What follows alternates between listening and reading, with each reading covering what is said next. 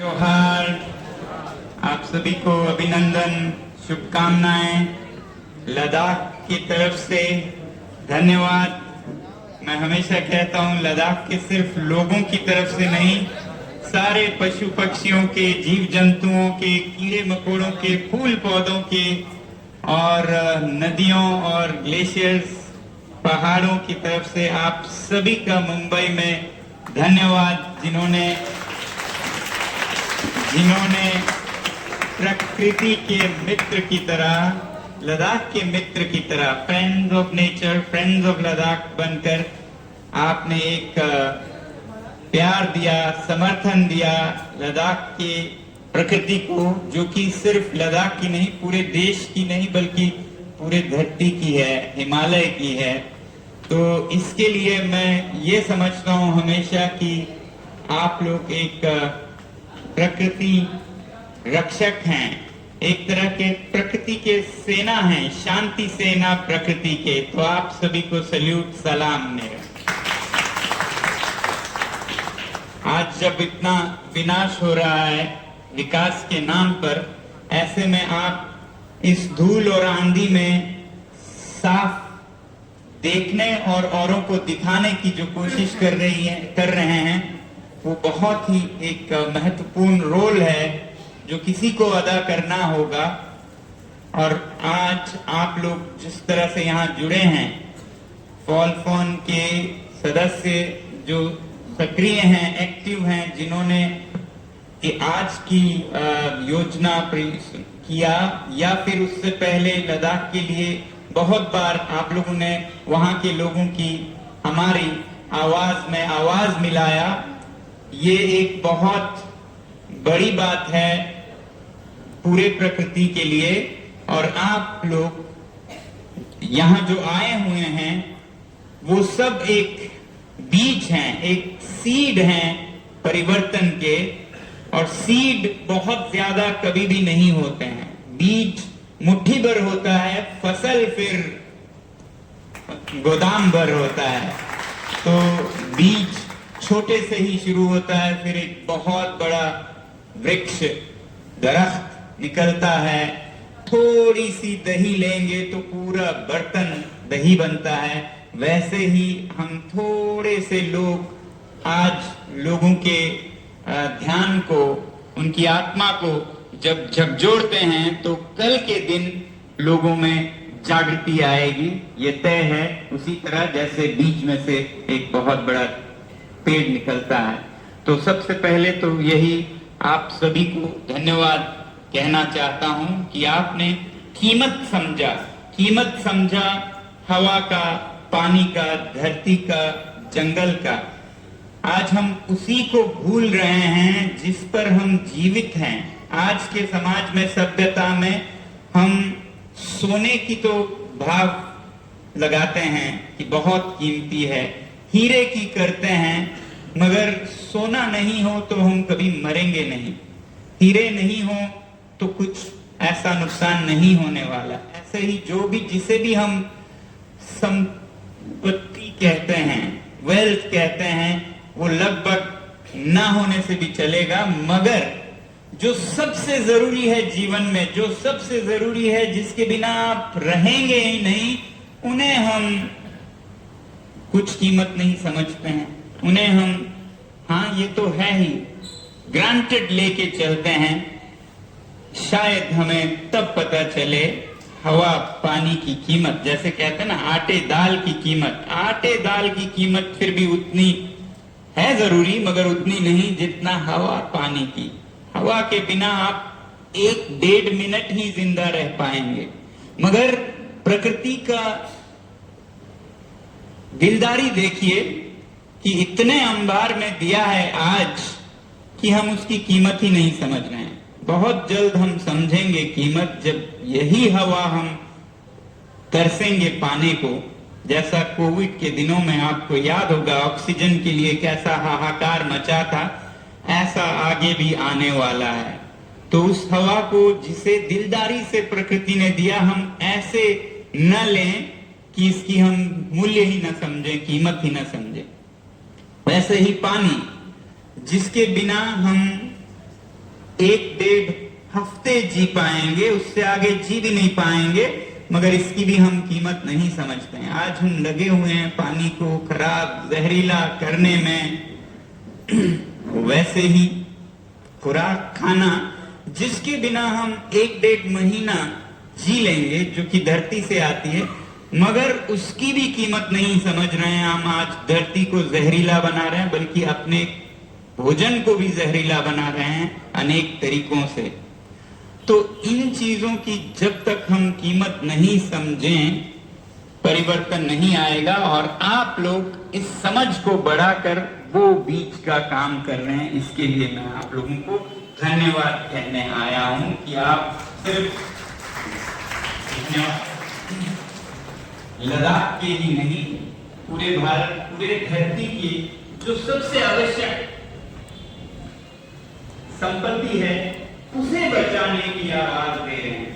हम किसी से लड़ नहीं रहे हैं, हम तो आग्रह कर रहे हैं, उसका संघर्ष कर रहे हैं कि वक्त पर हम कीमत समझें। इससे कहीं पहले कि हम सांस के लिए तरसें, पानी के लिए तरसें और साफ अच्छे भोजन के लिए तरसें।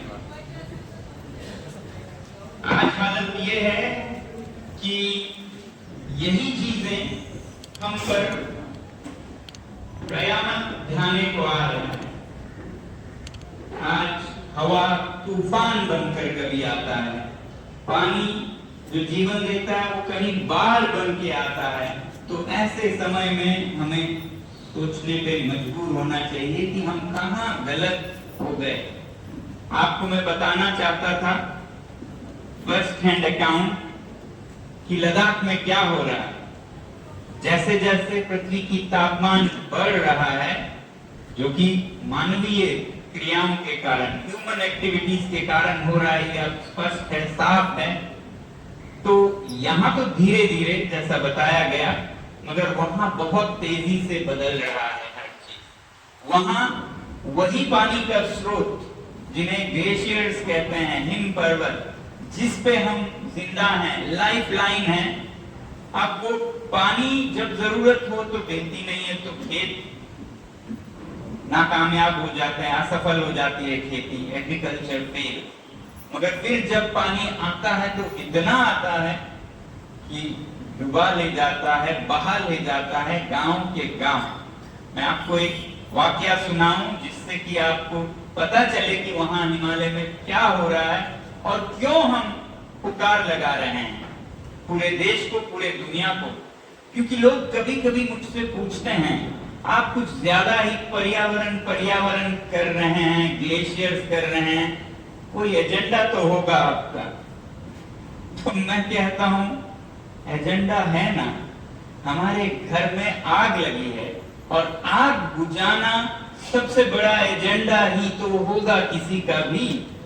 तो ये आग लगी है हमारे घर में, ये लोगों को पता नहीं है, इसलिए वो जिस घर में आग लगी है वहां पर जो बाल्टी लेके दौड़ रहे हैं उनसे पूछ रहे हैं कि आप कुछ ज्यादा पानी लेके दौड़ रहे हैं, इसमें आपका क्या एजेंडा है। मैं यही कहता हूं कि हमसे मत पूछिए कि हम आग क्यों बुझा रहे हैं, पूछना हो तो उनसे पूछिए जो हाथ पर हाथ धरकर तमाशा देख रहे हैं, यहाँ घर में आग लग रही है। तो ये आज हालत है। मैं आपको बताऊं, ये आग एक तरफ तो सांकेतिक आग है, घर में आग लगना, मगर ये आग सच में लगी है। आग हर तरफ लगी है। आप सुन रहे हैं कि कैलिफोर्निया के जंगलों में लगी है, उससे पहले ऑस्ट्रेलिया के और अमेज़न और लैटिन अमेरिका के, भारत के जंगलों में जहां जहां देखते हैं आप आग लगी है। तो ये आग सच में हमारे सामने आ रहा है। आज लद्दाख में पानी से ऐसी ही हालत है, बाढ़ चल रहा है वहां, हर कई सालों में बाढ़ आ जाता है, जो कि कभी होता न था। मैं ये वाकया सुनाऊं आपको, 2006 में, लगभग 19-20 साल पहले, हमारे विद्यालय स्कूल के पास के गांव में एक बहुत बड़ा फ्लैश फ्लड कहते हैं। जो पहाड़ों में आता है वो बाढ़ बंबई की तरह नहीं आता है, धीरे धीरे पानी चढ़ता है। वहां तो 1-2 मिनट में सारा गांव बहा के ले जाता है। ऐसा एक बाढ़ आया और हम लोग वहां मदद करने गए, क्योंकि उस गांव के लोग बहुत नुकसान उन्हें सहना पड़ा। बहुत से खेत घर बह गए उस आधे घंटे में, उस फ्लैश फ्लड के। तो हम जब वहां मदद करने गए तो मैं ये सोचने लगा कि ये कितनी बड़ी आपदा है, जरा पूछूं। तो वहां पर सबसे बुरे आदमी को ढूंढा, क्योंकि उन्हें सबसे ज्यादा मालूम होगा, ये सोचकर 80 वर्ष से ऊपर के एक बुजुर्ग मिले। उनसे पूछा, सर ये जो आपदा आई आपके गांव में, ये कितने मर्तबा, कितने बार, किस फ्रीक्वेंसी से आते हैं, पिछले बार कब आया था? तो वो बोले, ऐसा मैंने तो कभी नहीं देखा है, सिर्फ सुना था बचपन में, देखा कभी नहीं था। ऐसा है, ये इतना बड़ा है। वो था 2006। उसके बाद का अगला जो ऐसा ही फ्लैश फ्लड था वो 2010 में आया और 1/4 ले शहर बह सा गया उसी में। 1000 लोग लापता हो गए। आप समझ सकते हैं, जो कभी नहीं देखा गया था वो 2010 में, 4 साल बाद। उसका अगला 2013 में, उसका अगला 2017 में, और बीच में छोटे छोटे तो बहुत आते गए। तो इस मात्रा में ये बढ़ता जा रहा है पहाड़ों में आपदा। और मैं सोचता था कि ये लद्दाख में जो हो रहा है बहुत अनहोनी हो रही है और मुझे बताना चाहिए, और इसीलिए मैं बताता भी हूँ। मगर फिर जब मैं और जगहों पे जाता हूँ, तो कलकत्ता में पिछले 1 महीने में गया था, वहां बता रहे हैं कि आपके यहाँ बाढ़ का ये बढ़ता फ्रीक्वेंसी है, हमारे यहाँ तूफान का यही हो रहा है, जो कभी नहीं देखा गया है, उसी रफ्तार से ये बढ़ता जा रहा है। हम देख रहे हैं कि आग का भी वैसा ही रफ्तार बढ़ता जा रहा है। कितने टहनी पर बैठे उसी को काटने लगे। तो ऐसी हद तक हमारी मूर्खता पहुंच गई है विकास के नाम पर। तो इस हालत में पहुंचाया हमें किसने? जो 250-300 साल पहले पश्चिम में अभी बात चल रही थी, जेम्स वॉट के इंजन के साथ शुरू हुआ इंडस्ट्रियल रेवोल्यूशन, औद्योगिक क्रांति, और बेलगाम ख्वाहिशें, जिसको पूरा करने के लिए धरती का जो हालत हो उसका शोषण करिए, जंगल का जो करना है करिए, नीचे तेल है, जो भी है उसे आप जिस तरह चाहें निकालिए। ये फलसफा, ये रास्ता जो हम भटक कर चुन बैठे, इसके कारण हो रहा है। और अब यही विकास, जिसमें की शिक्षा भी है, जो कि इसी को बेहतर करने की शिक्षा देती है, कैसे जंगल और काटें, कैसे तेल और निकालें। मैं हैरान हुआ जब एक फॉरेस्ट्री इंस्टीट्यूट के छात्र ने ये बताया कि हमें तो ज्यादा ये सिखाया जाता है कि जंगलों को कैसे काटा जाए। 1950 में जो सिखाया जाता था वही आज भी सिखाया जाता है। हालत सब बदल गए हैं, मगर हम वही किए जा रहे हैं, जिसके कारण हालत यहाँ तक पहुंची है। इतनी हमारी मूर्खता है। तो ऐसे में चीजों को बदलने की जरूरत है, और वो बदलेंगी न्यूयॉर्क और लंदन की नकल से नहीं। मैं ज्यादा उम्मीद रखता हूं इसमें हमारे जंगलों में जो जनजातीय लोग रहते हैं, हमारे पहाड़ों में जो जनजातीय संस्कृतियां रहते हैं, जो भारत की मौलिक ज्ञान को अपनाए बैठे हैं, या हमारे वेदों में जो लिखा है, जिस तरह से पर्यावरण की, वातावरण की, वनस्पति की, धरती की, हवा की, शांति की बात होती हो, वो अगर हम सीखें और सिखाएं दुनिया को, तब हम विश्व गुरु बन पाएंगे। आज दुनिया को इस ज्ञान की जरूरत है। आज हमें विश्व गुरु वो सभ्यताएं बना सकती हैं जो थोड़े से संसाधन में खुश रहना सिखाते हैं, जैसे कि जनजातीय सभ्यताएं। अपने थोड़े में बिना किसी को नुकसान किए वो खुश रह पाते हैं। आज हमें विश्व गुरु बनाते हैं। हमारे पुराने ग्रंथों में जो लिखा है, मैं इन्हीं सीखों को सीखने के लिए सब धर्म गुरुओं के पास जा रहा हूं आजकल कि आपकी शिक्षा दीक्षा क्या है धर्म में। तो हाल ही में मैं महाकुंभ में पहुंचा, वहां शंकराचार्य महाराज जो से मिला, तो वहां पर एक बहुत ही सुंदर जो द्वारका के शंकराचार्य जी ने कहा, जिसको कि मैं शायद आज ही आप लोगों के लिए सोशल मीडिया पे भी डालूंगा। उन्होंने कहा ग्रंथों में तो ये कहा गया है कि जो वृक्षों को काटे, जो जंगलों को खत्म करे। उन्होंने संस्कृत में वो श्लोक सुनाए जो मैं नहीं सुना पाऊंगा, मगर आपके लिए उपलब्ध कराऊंगा। कहा कि जो ग्रंथ में ये लिखा है कि जो वृक्षों को काटे, जंगलों को खत्म करे, वो नहीं तो फिर कौन नरक में जाएगा? नरक में और कौन जाएगा अगर वो ना जाए तो साफ लिखा है हमारे ग्रंथों में, मगर हम ठीक विपरीत जा रहे हैं उसके, क्योंकि हमें इंग्लैंड ने ये सिखाया कि फॉरेस्ट्री का मतलब फॉरेस्ट को काटना है, और कैसे काटना है बड़े ही एफिशिएंसी के साथ, वो हमें सिखाया, उस पे हम चले जा रहे हैं। तो हमारे मौलिक ज्ञान से हमें सीखने की जरूरत है, वो चाहे ग्रंथों में मिले या जो जीवित ज्ञान जनजातीय लोगों के जीवन से मिले, वो आज हमें सीखने की जरूरत है। अब ये जो जनजातीय संस्कृतियां हैं, बहुत बार हम इन्हें पिछड़ा, नकारा, बैकवर्ड, प्रिमिटिव इस तरह देखते हैं। मैं हमेशा ये महसूस करता आया हूं कि जरूरत है, अंग्रेजी में कहें तो we need to tribalize the urbans rather than urbanize the tribals। हमें शहरी लोगों को जनजातीय जीवन से सीखने की जरूरत है, ना कि उल्टा। अब लोग हंसते थे इस पर, ये क्या बोल रहे हो, आप लोग तो सुलझे हुए समझदार लोग हैं, इसलिए आपको पसंद आया। लोगों को हैरानी होती है, ये कहां ले जा रहे हो आप। इस साल मैं आप लोगों को बताऊं, जो जनजातीय संस्कृतियों से हैं और जो समझते हैं इसकी कीमत को, इस साल दुनिया ने भी इसे स्वीकृति दी।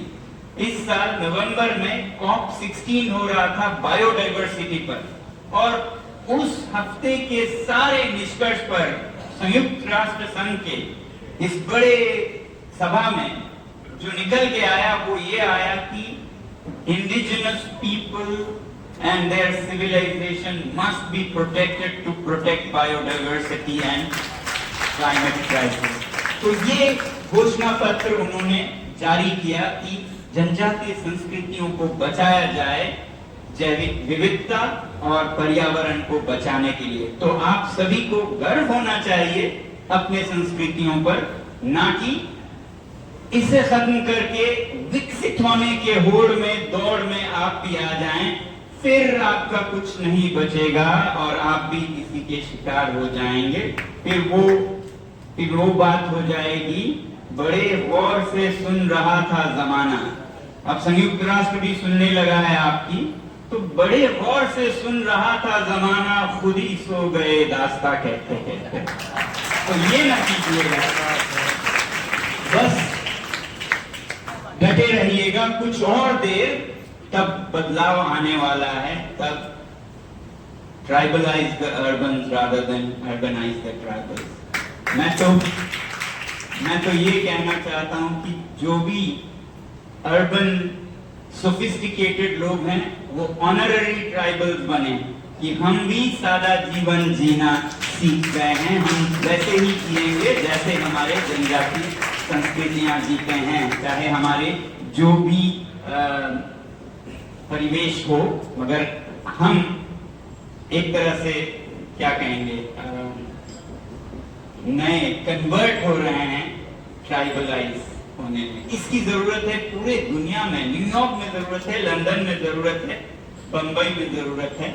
और आप लोग जो ये काम ये सोच समझ बढ़ाने का काम कर रहे हैं, वो कल के परिवर्तन के बीच हैं, जैसा कि मैं आप लोगों से कह रहा था। अब बहुत लोग ये कहते हैं कि फिर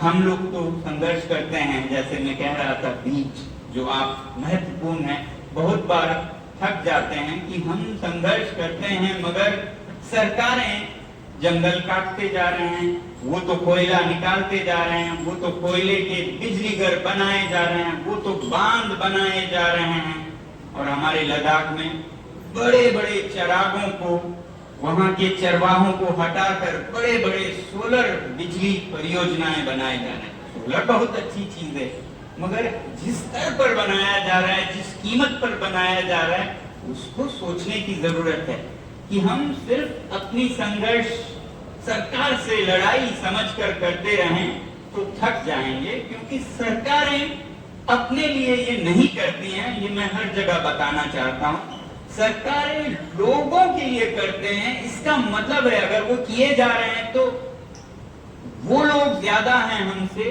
जो लोग चाहते हैं और बिजली और सामान और फ्लाईओवर्स और सीमेंट और कंक्रीट और स्टील और कारें, उनकी संख्या बहुत ज्यादा है। उन्हें खुश करने के लिए सरकारें ये करती रहेंगे और हम सिर्फ संघर्ष करते रह जाएंगे, क्योंकि हमें सरकार दिख रहा है, उनके पीछे जो सरकार को चला रहा है वो सरकार के नेता नहीं है, वो जनता है एक लोकतंत्र में। इसी को मैं बच्चों के लिए समझ में आने के लिए आसान कर ये कहता हूं कि सरकार तो अलादीन का जीन है, अलादीन का जीन है। अलादीन तो हम सब हैं, जो जनता है, नागरिक हैं, वो अलादीन है। तो इसलिए जीन से लड़ना, संघर्ष करना नहीं, अलादीन को समझदार करने में अपनी ताकत लगाई है। समझ रहे हैं? यानी कि लोग अगर अपनी सोच बदलें तो जीन तो वही करेगा जो जनता चाहेगी, क्योंकि जीन का तो काम ही है ये कहना, जो हुक्म हो मेरी आका। जीन अलादीन का यही कहता है हर बात पे, जो हुक्म है मेरे आका। तो अगर हमारे लोग आज कह रहे हैं और बिजली और कोयला और स्टील, तो जीन क्या कहेगा? जो हुक्म है मेरे आका, वो लग जाएगा और कोयला निकालने में और जंगलों को काटने में और बांधे बनाने में और चरवाहों को हटाने में। तो इसलिए बहुत जरूरी है कि सरकार को बोलते बोलते साथ ही साथ जरूर बोले, क्योंकि आप जनता हैं, बोलें, मगर साथ ही साथ अपने साथ के नागरिकों को जो कि अलादीन है, उनकी सोच भी बदलें, ताकि अलादीन कल से कोयला और बिजली मांगने के बजाय साफ हवा चाहिए मेरे जीन बोले, साफ पानी चाहिए जीन, साफ जमीन चाहिए, जंगल चाहिए बोले, तो फिर जीन क्या बोलेगा? नहीं मेरे आका, ऐसा तो जीन नहीं बोलेगा। वो फिर बोलेगा जो हुक्म है मेरे आका, और लग जाएगा साफ पानी करने में, साफ हवा करने में, और संघर्ष कम और परिवर्तन ज्यादा होगी। तो इसलिए जहां एक तरफ हम संघर्ष करते हैं, अच्छी बात है, सीधे भी आवाज पहुंचाएं, मगर अप्रत्यक्ष रूप में ज्यादा बल है कि आप जितने लोग हैं, एक एक 100 लोगों के विचार बदलें, उन्हें समझाएं, तो 100 के 10,000 हो जाएं, और इसी तरह बढ़ते बढ़ते करोड़ों हो जाएं, तो सरकार क्या उनके विपरीत जाकर फिर भी कोयले के बिजली घर डालेंगे? नहीं, हो ही नहीं सकता। तो इसलिए हम वो बीज हैं, इसीलिए मैं कह रहा था, जो 1 से 100 करें, 100 से 10,000 करें, आप लोग वो बीज हो। खासकर जो यहाँ friends of nature, friends of Ladakh के कार्यकर्ता हैं, जिन्होंने आप लोगों को भी इसी तरह संयोजित किया, पहले बीज हैं, प्राइमरी सीड। उसके बाद आप लोग जाके और 100 को समझाएं कि आखिर हम चाह क्या रहे हैं। हम उस टहनी को काट रहे हैं जिस पर हम बैठे हैं। तो समझने में मुश्किल तो नहीं होनी चाहिए जो खुदकुशी करने जा रहा हो बिना चाहते हुए। एक तो होता है जो चाहता है उसे रोकना मुश्किल है, यहाँ आप जीना चाहते हैं मगर मौत के रास्ते पे निकल रहे हैं। उन्हें समझाने की जरूरत है कि हम लगाम लगाएं जो हमारी चाहते हैं। हम ये गाड़ी चाहते हैं, वो बंगला चाहते हैं, इसमें कभी आपको सुख नहीं मिलेगा, इसकी कोई अंत नहीं है। और चाहेंगे बंगले, एक हो तो दूसरा चाहेंगे, तीसरा चाहेंगे। हजारों ख्वाहिशें ऐसी कि हर ख्वाहिश पे दम निकले, बहुत निकले मेरे अरमां। निकलते हैं, होते हैं पूरे ख्वाहिशें, बहुत निकले मेरे अरमां, मगर फिर भी कम निकले तो फिर इसका कोई अंत नहीं। ख्वाहिशें कम करें, ये ज्ञान हमें देने की जरूरत है दुनिया भर को। और मैं उम्मीद करता हूं कि आप सब एक परिवर्तन के शांति सेनानी बने, पर्यावरण के या पर्यावरण के मित्र सेनानी, शांति सेनानी बने। और ये जो बदलाव है वो इस कदर लाएं कि अगले आने वाले चुनावों में लोग खुद हवा मांगे, पानी मांगे, ना कि फ्लाईओवर मांगे। जरूरी हो सकता है फ्लाईओवर भी, मगर पानी से ज्यादा नहीं, हवा से ज्यादा नहीं। आपके बच्चों को फ्लाईओवर बचाने वाले नहीं हैं, हवा और पानी बचाने वाले हैं। ये ज्ञान हमें सीखनी होगी, तभी बदलाव आएगा। यही मैं उम्मीद करूंगा कि आप लोग मुंबई में, आप में से यहाँ बहुत अनुभव के लोग हैं, कोई आरे के जंगलों को बचाने में लगे हैं, कोई कोली समाज से बहुत मुद्दों पर काम कर रहे हैं। मैं आप सबका बहुत बहुत सम्मान करता हूँ, प्रणाम करता हूँ। आप लोग एक उदाहरण बने और धीरे धीरे सारा समाज बदले, तभी बदलेंगे ये नीतियां, ये सरकारों की सोच, जब जनता बदलेगी। तो ऐसी उम्मीद के साथ फिर एक बार मैं आप सभी को बहुत बहुत दिल से धन्यवाद करना चाहता हूँ। पूरे मुंबई की जनता को, जो आज शायद न समझे, कल समझेंगे अपनी हवा की कीमत हीरों से, सोने से ज्यादा है। और जिन्होंने ये संयोजन किया उन सब का मैं बहुत बहुत दिल से धन्यवाद लद्दाख की तरफ से।